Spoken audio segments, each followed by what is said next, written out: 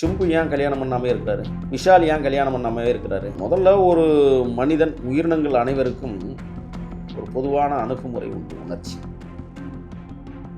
ஜெயம் ரவிக்கு ஒரு அழகான பணக்கார வீட்டில் பொண்ணு எடுத்து கல்யாணம் பண்ணிட்டார். ஜெயம் ரவியினுடைய முகத்தை பார்த்துருக்கீங்களா? நேரடியாக பார்த்துருக்கீங்களா? அவருடைய ஒரு மூக்கு வந்து கொஞ்சம் கோணலாக இருக்கும். இந்த பரமசிவம் பார்வதிக்கு ஒட்டுவாங்கல்ல, ஆண்முகம் பொன்முகம், அந்த மாதிரி ஜெயம் ரவிக்கும் ஒட்டலாம். இடது பக்கம் ஆண்முகம் மாதிரி தெரியும், வலது பக்கம் பெண்முகம் மாதிரி தெரியும்.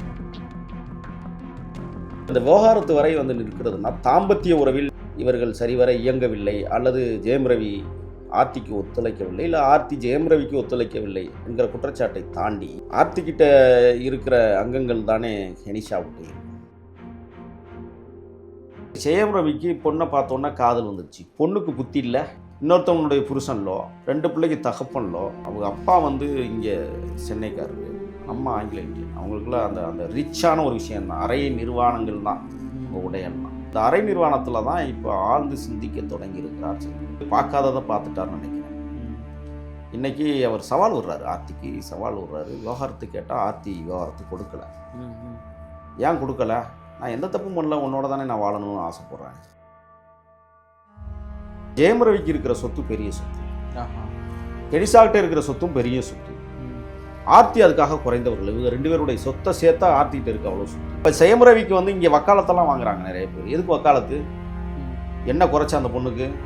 2 குழந்தைய பெற்றுட்டா, அப்புறம் இன்னொரு மோகத்தை தேடி நீ போறான்னா உனக்கு எங்கேயோ இடிக்குது, உனக்கு எங்கேயோ உறுத்துது, உனக்கு எங்கேயோ தூக்குது. கெனிஷா ரவின்னு போட்டுக்குங்க. நீங்கள் தான் ஊர் சுற்றுறீங்களே, உல்லாசமாக தெரியுறீங்களே. அப்புறம் அடிக்கடி ஈசிஆர் பகுதியில் தான் 2 பேரும் சுற்றுறதாகவும் நமக்கு செய்யும். நிம்மதி ப்ராப்பர்ட்டி மேனேஜ்மெண்ட். உங்கள் பழைய வீட்டை புதிய வீடாக மாற்றலாம் வாங்க.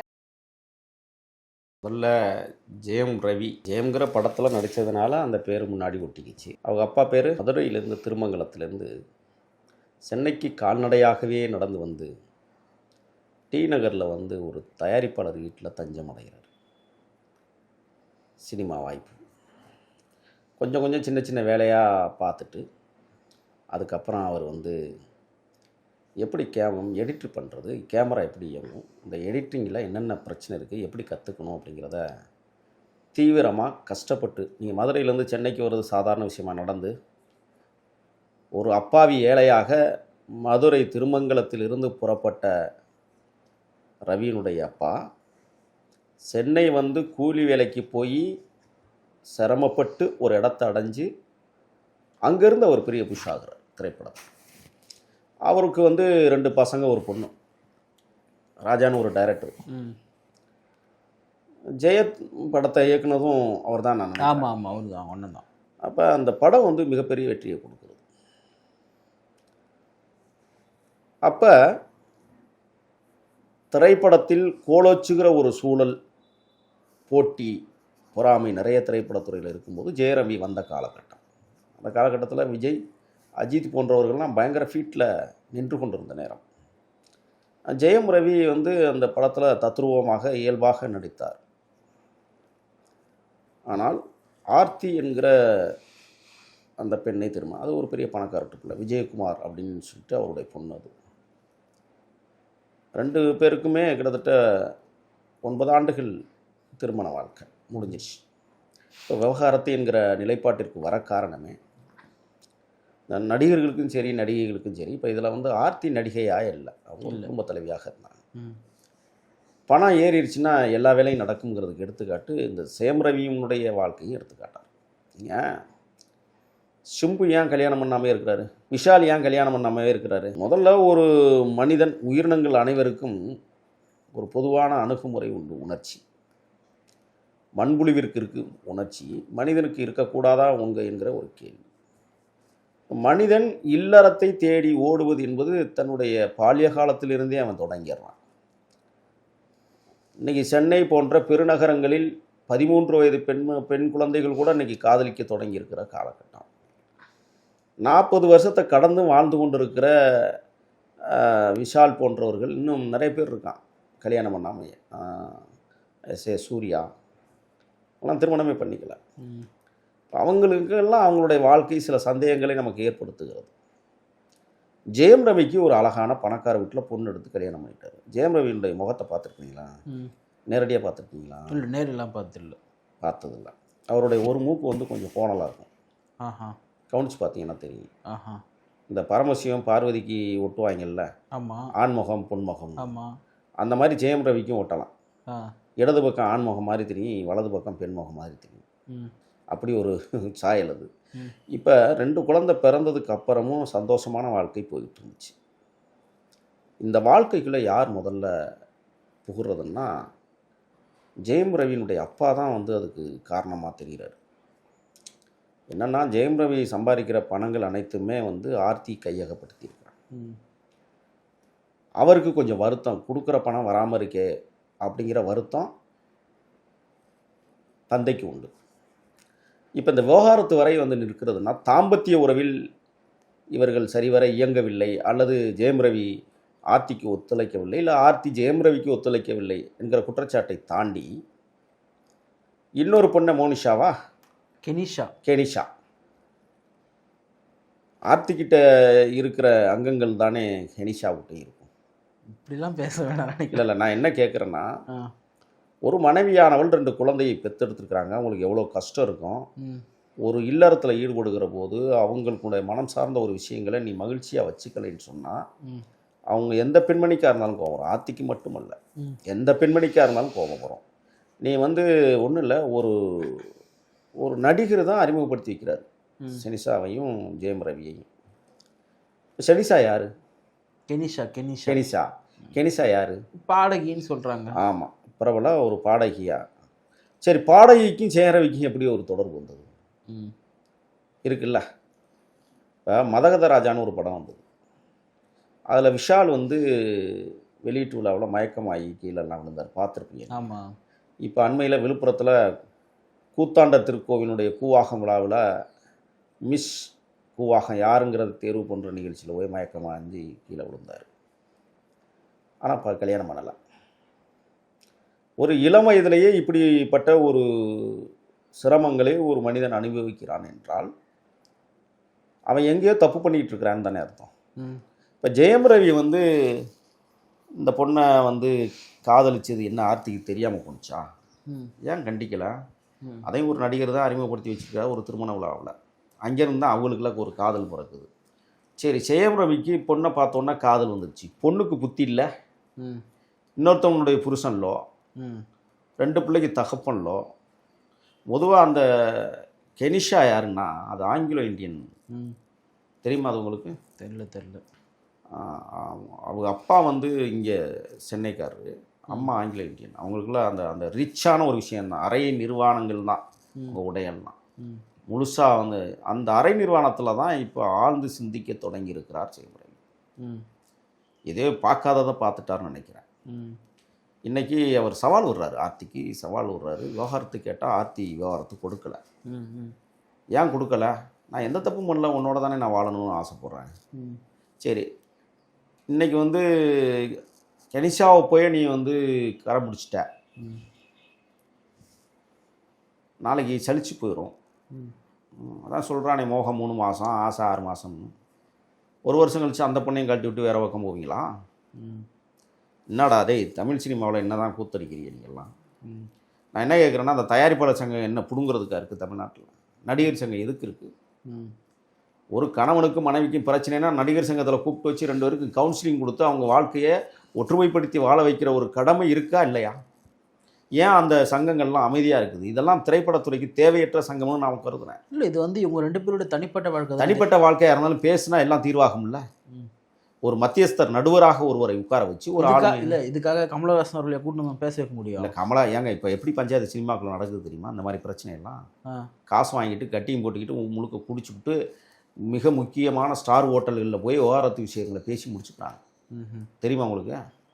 ஆதாரபூர்வமாக என்னாலாம் காட்ட முடியும். சுகுமார்னு ஒருத்தர் இருந்தார் தெரியுமா, நடிகர், காதல் சுகுமார். ஆமாம். அவர் வந்து என்ன செஞ்சாருன்னா, அந்த இப்போ புதுசாக ஒரு வார்த்தையை கண்டுபிடிச்சிக்கிறான், லிவிங் டுகெதர்னு. அந்த வரிசையில் ஒரு பொண்ணை அவர் விரும்பி காதலிச்சு கல்யாணமெல்லாம் பண்ணி எல்லாம் முடிஞ்சிடுச்சு. கடைசியாக அந்த பொண்ணை கழட்டி விட்டார் சுகுமாரை. அது கோர்ட்டுக்கு போயிடுச்சு. எஸ்பி இது ஐஜி ஆஃபீஸ்க்கெலாம் அந்த அம்மா போயிடுச்சு. என்னுடைய சொத்துக்களை வந்து கையகப்படுத்திட்டான் சுகுமார்னு சொல்லிட்டு. இப்போ ஜெயம் ரவிக்கு இருக்கிற சொத்து பெரிய சொத்து, ஆஹா. கெனிசால்கிட்ட இருக்கிற சொத்தும் பெரிய சொத்து. ம். ஆர்த்தி அதுக்காக குறைந்தவர்கள். இவங்க 2 பேருடைய சொத்தை சேர்த்தா ஆர்த்திகிட்ட இருக்க அவ்வளோ சொத்து. ஓ. அப்போ ஏன் இவங்க பிரிக்கணும் அப்படிங்கிற ஒரு விஷயம் என்னன்னா மோகம். ம். அதில் மூழ்கிட்டார் அவர். ம். அவருக்கு இப்போ பின் சிந்தனை, நம்மளுக்கு 2 குழந்தை இருக்குது, நம்மளுக்கு ஒரு அழகான மனைவி இருக்குது, அதை தாண்டி நம்ம எங்கேயோ போயிட்டு இருக்கிறோமேனு சுயசார்பு சிந்தனை இல்லாத ஒரு விளைவு தான் இன்றைக்கி வேற பக்கம் தாவி இருக்கிறார் ஜெயம் ரவி. சரி, சமூகத்தில் உங்களை நம்பி நிற்கிற ரசிகர்களுக்கு நீங்கள் என்ன சொல்ல போகிறீங்க? இதுதான் வழிகாட்ட போகிறீங்களா?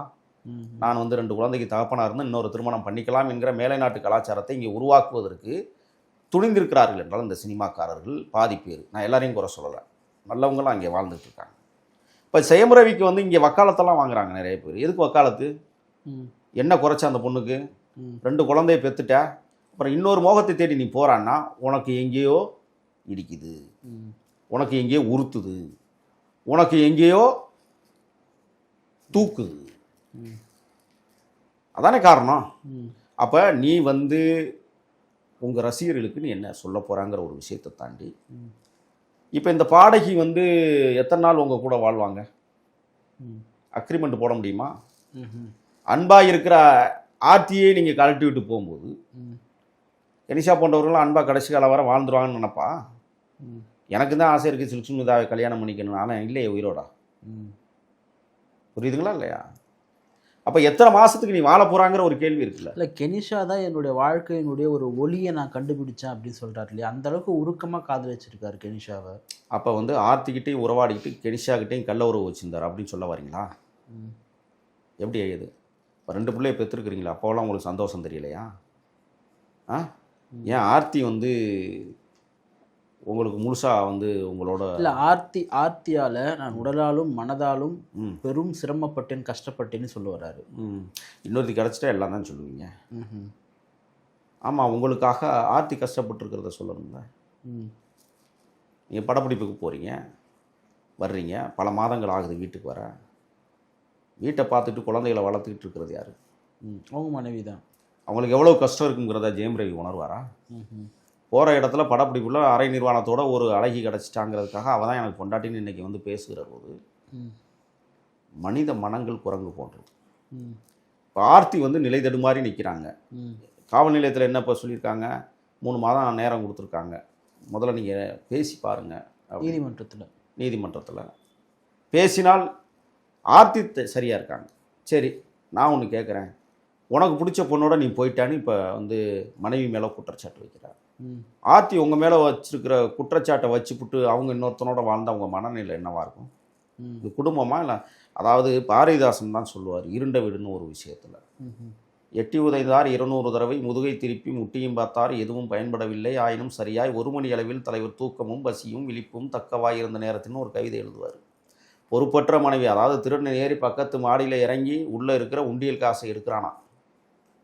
தாழ்பாலை போட்டுட்டு தூங்கின தாய் மகன் என்ன செய்யறான்? புருஷங்காரன் வந்து குடிக்கிறதுக்கு உண்டியலை உடச்சிட்டு இருக்கிறான்னு படுத்து கிடக்கான். ஆனால் கதவை உடச்சிட்டு உள்ளே வந்த கணவன் காசெல்லாம் சதறி கிடக்கிற பாட்டு, என்னடி காசு சதறி கிடக்கணும், நீங்கள் எடுக்கலையா? நான் எடுக்கலை. அப்புறம் யார் எடுத்தா? எவனே தெரியல. உடனே சுற்றி முற்றி பார்க்குறாங்க, திருடை மாடியிலேருந்து கீழே இறங்குறானா. உடனே துப்பாக்கி எடுக்கிறாராம் கணவர், எடுத்து சுட போகிறானான் திருடனை. புள்ள சொல்லுதான், அப்பப்பா அது என் துப்பாக்கி, பொய் துப்பாக்கிங்க தான். திருடனுக்கு எவ்வளவு சந்தோஷமாக இருக்கும்? பொறுப்பற்ற மனைவியும் பொறுப்பற்ற கணவனும் பொறுப்பற்ற பிள்ளையும் இருந்தாலும் அந்த குடும்பம் உருப்படாது என்பதற்கு கவிஞர் பாரதிதாசன் அப்போவே அழகாக இருண்ட வீட்டில் சொல்லியிருக்கிறார். இப்போ இங்கேயும் இதே நிலைமை தான். நீங்கள் பொறுப்பற்ற கணவனாக இல்லாததுனால பொறுப்பற்ற மனைவியாக நாளைக்கு அவங்க மாற மாட்டான்னு என்ன நிச்சயம்? ஆனால் குழந்தைகளுடைய லைஃபு அதைத்தான் நானும் சொல்ல வந்தேன். இப்போ 2 குழந்தைகளுடைய வாழ்க்கை இருக்குல்ல, அதை பற்றி யோசிக்கணுமா இல்லையா? அவருடைய மனநிலை என்னவாக இருக்கும்? அந்த குழந்தைகளுடைய மனநிலை. நீ இன்னொருத்தையோட போய் ஊர் சுற்றுற, உல்லாசமாக இருக்கிறான்னு சொன்னால் அப்போ ஆர்த்திக்கு எவ்வளவு மனசு பாதிக்கும்? இதெல்லாம் என்ன அணுகுமுறை? இது சினிமாவில் தான் நடக்குதா இல்லை வேறு எல்லா இடத்துலையும் நடக்குதாங்கிறது முக்கியத்துவம் வாய்ந்ததாக இருக்குது. இப்போ இன்றைக்கி சினிமாவில் வந்து ஆர்த்தி ஜெயம் ரவி பிரச்சனைங்கிறது. இப்போ அவங்க அப்பா வேறு பொன்னாடி போட்டுக்கிட்டார், ஜெயத்தை எடுத்துட்டாரா? வாழ்க்கையில் ஜெயமாக இருக்கிறதுக்காக ஜெயம் போட்டார். அப்போ ஜெயம் கிடைக்கலைங்கிறதுக்காக ஜெயம் எடுத்துகிட்டு ரவி மோகனா அப்படின்னு அப்பன் பேரை பின்னாடி சேர்த்துக்கிட்டு வாழ்கிறாரு. அப்போ கெனிஷா ரவின்னு எப்போ மாற்றுவார்? எப்படி இருக்குல்ல? நீ ஆர்த்தியை போட விரும்பலை, ஜெயம் ரவியை போட்டுக்கிட்டு இருந்த, இனிமேல் கெனிஷா ரவின்னு போட்டுக்கோங்க.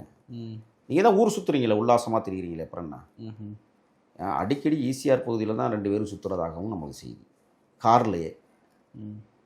அப்போ ஆர்த்தியினுடைய மனநிலையை புரிந்து கொண்டு இல்லறத்தை இனிமையாக்குவதை ரவிமோகன் போன்றவர்கள் ஜெயம் ரவியாக மாறி நல்ல நிலைமைக்கு அந்த குடும்பங்களை உருவாக்க வேண்டும். பல குடும்பங்கள் உங்களை பின்பற்றுகிறது.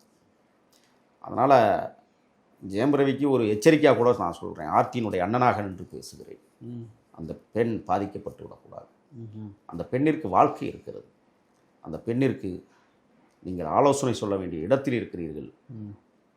நான் ஆர்த்தி பக்கம் தான் பேசுவேன்.